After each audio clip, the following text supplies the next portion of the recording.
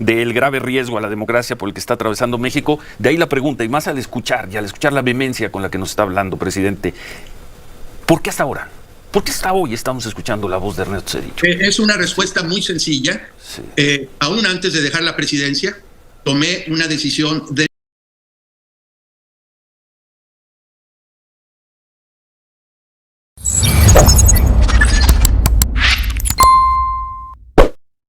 Un saludo para los pregoneros de todo mi corazón.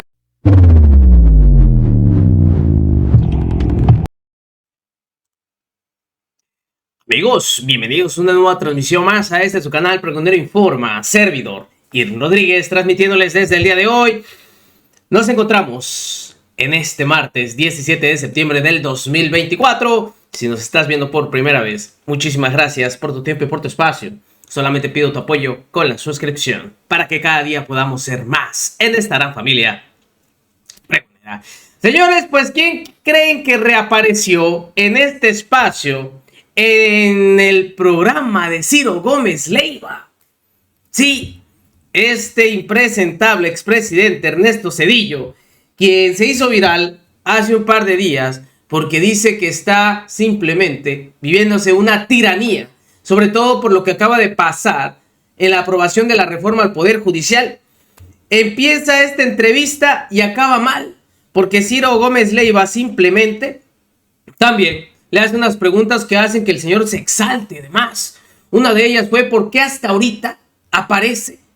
Después de toda la debacle que se ha vivido, tanto en su partido como en toda la oposición.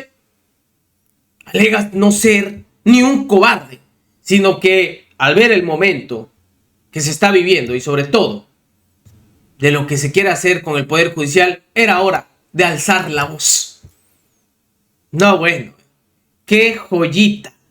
Ahora sí, de veras que estos impresentables andan temiendo por todo. Ahora sí, son capaces de dar una entrevistita a estos medios cuando antes ni les importaba. Andaban muy bien exiliados ahí en España y ahora andan muy preocupaditos. ¿Qué habrá detrás para que tengan que salir desesperadamente a levantar, según ellos, la voz? Demasiado tarde. Así fue como se dio esta entrevista con Ciro Gómez Leiva, en donde se exaltó nuevamente el señor Ernesto Zedillo. Escuchen ustedes. Y como dicen por ahí, a disfrutar lo votado. Poco extensa la entrevista, pero creo que vale la pena escuchar cómo acaban estos tipejos personajes de la política, de la oposición. Escuchen ustedes nada más. Presidente de la República, presidente entre 1994 y el año 2000, Ernesto Zedillo. Presidente, gusto en saludarlo. Buen día, gracias por la oportunidad. Buenos días a usted y a su auditorio. Gracias, presidente. Ha sido usted, siempre lo fue como presidente, lo fue lo ha sido especialmente como expresidente. Muy cuidadoso con las palabras, Ernesto.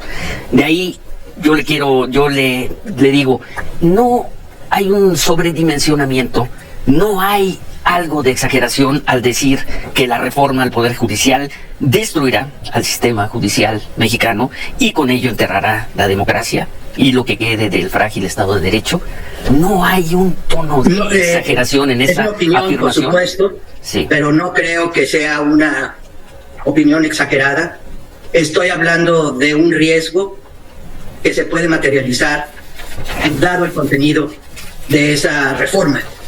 Un requisito de cualquier democracia real es no solamente que haya elecciones libres y con condiciones de competencia equitativa, sino también que haya un tercer poder. Con las elecciones se determina el legislativo y el ejecutivo, pero que haya un poder independiente que imparta justicia, pero que también esté atento a que los otros poderes del Estado cumplan con sus obligaciones constitucionales. Y esta reforma está muy cuidadosamente diseñada para que los poderes legislativo y ejecutivo, que como vemos, evidentemente ahora han caído en manos de un solo partido, puedan determinar, nombrar quienes tendrán la responsabilidad de ser juzgadores en el sistema jurídico, en el sistema judicial. Algunos dirían, no, lo que esto hace es que el pueblo elija a los jueces y a los ministros de la Corte. Bueno, eso es una postura absolutamente demagógica.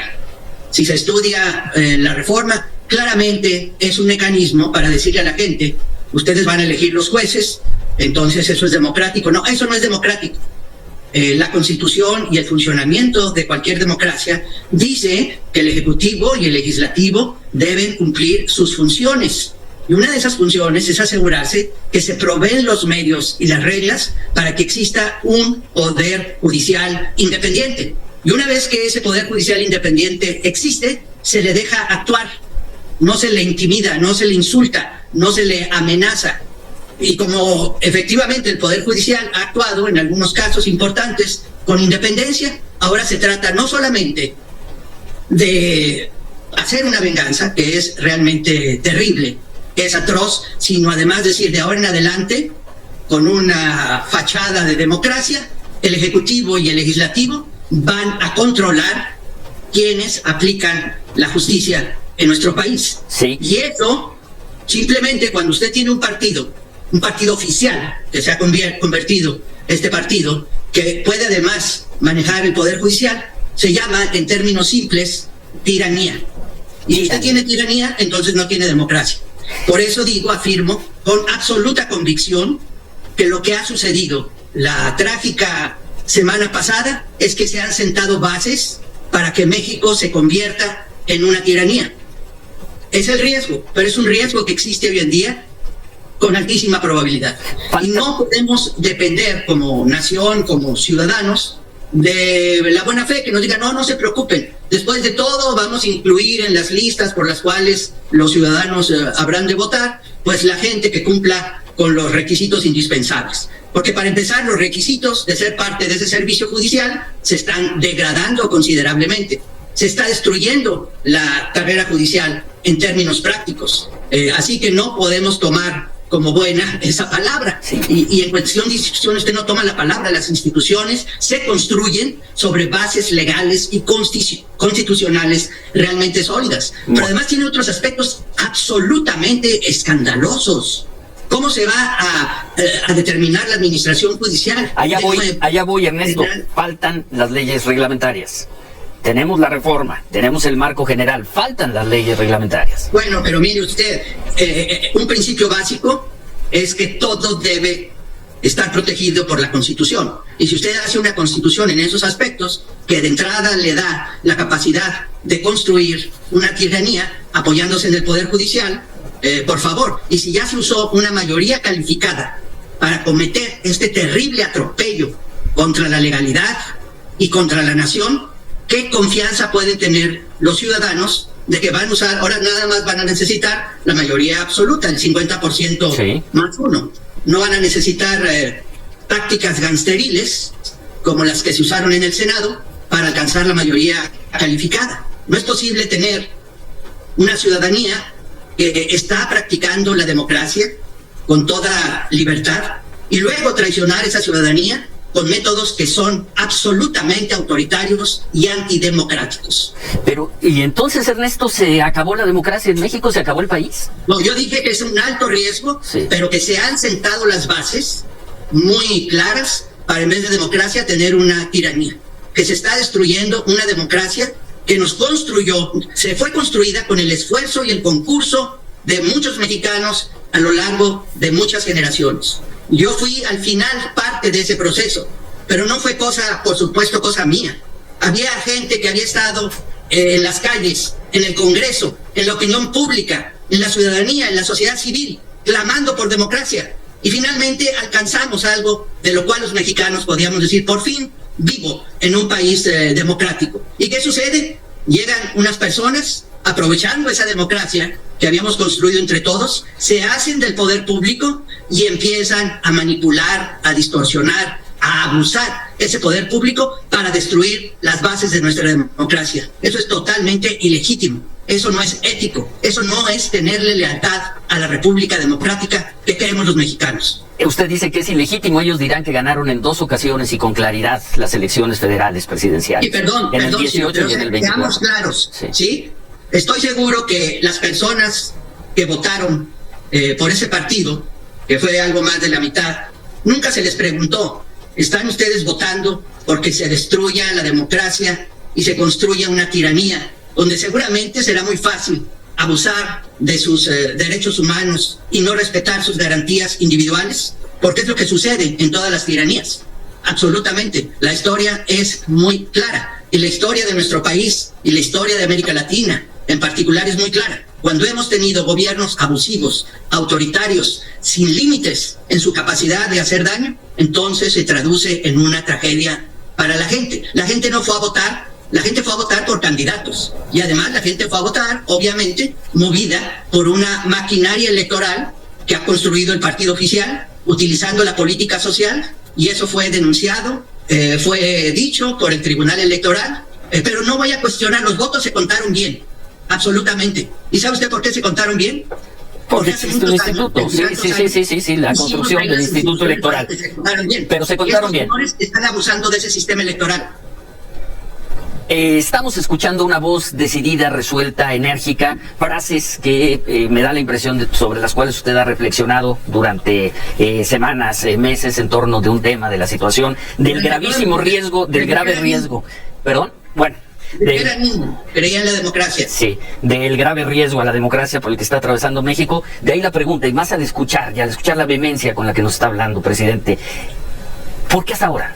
¿Por qué hasta hoy estamos escuchando la voz de Ernesto Zedillo? Es una respuesta muy sencilla.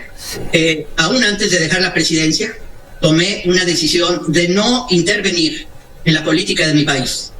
De la manera más digna y respetuosa hacia la República era abstenerme, bajo cualquier circunstancia, de alzar la voz, de opinar sobre asuntos políticos de México o sobre políticas públicas.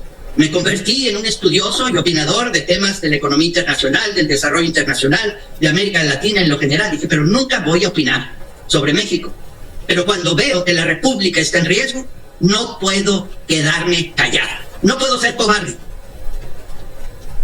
Ese momento es ahora, obviamente, porque lo está haciendo el último eslabón de la democracia. Disculpe, una de las críticas que hicimos especialmente en el 2019, cuando empezamos a conocer el discurso y el proyecto de este gobierno, decíamos, ¿dónde están todas esas voces? ¿Dónde están todos esos liderazgos que construyeron una forma de Estado mexicano con sus reformas, con sus instituciones?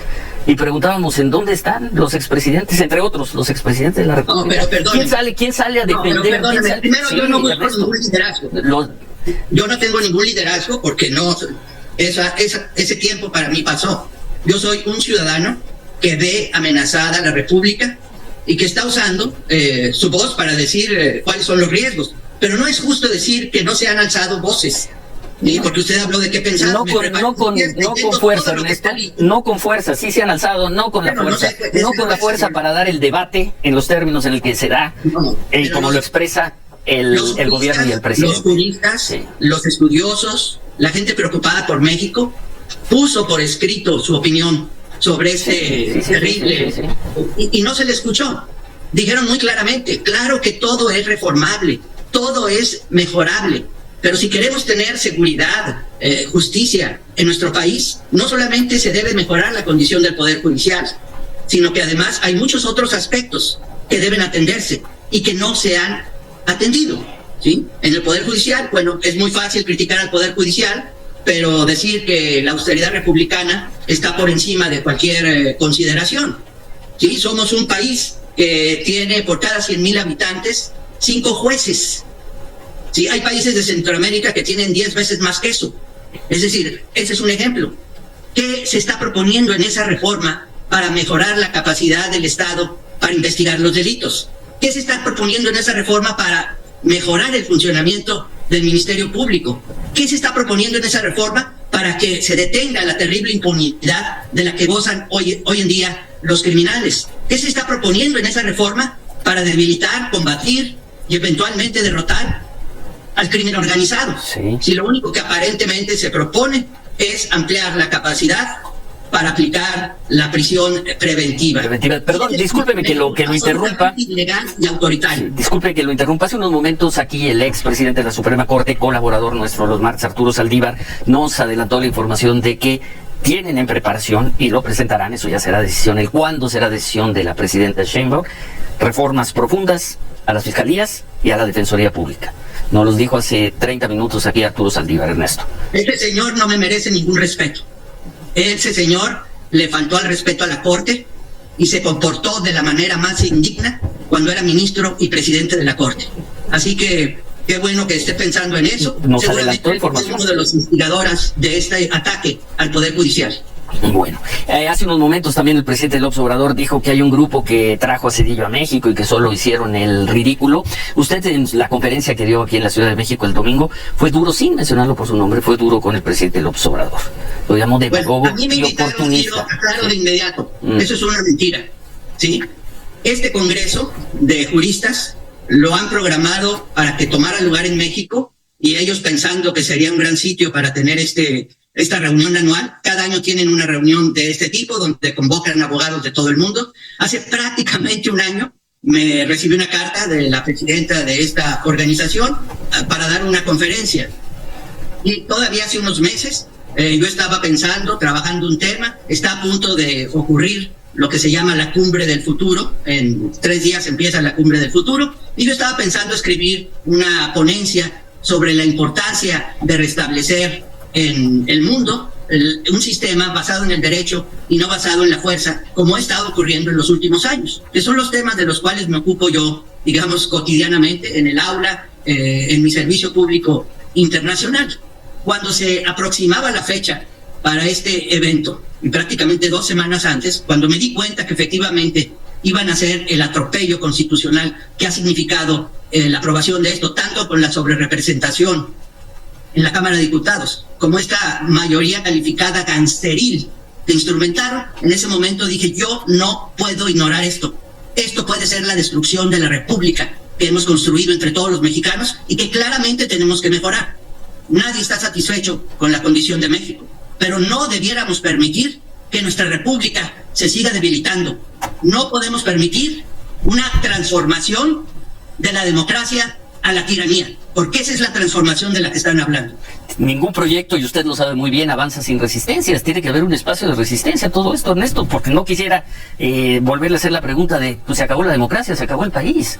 ¿Dónde están esos espacios? ¿Dónde los ve usted? Y ahora se lo pregunto como un analista, como un analista y como un estudioso. ¿Dónde están esos espacios de resistencia frente a este gran riesgo, frente a esta tiranía, como usted dijo? Se está destruyendo la democracia, se está construyendo una tiranía. ¿Dónde los ve, Ernesto?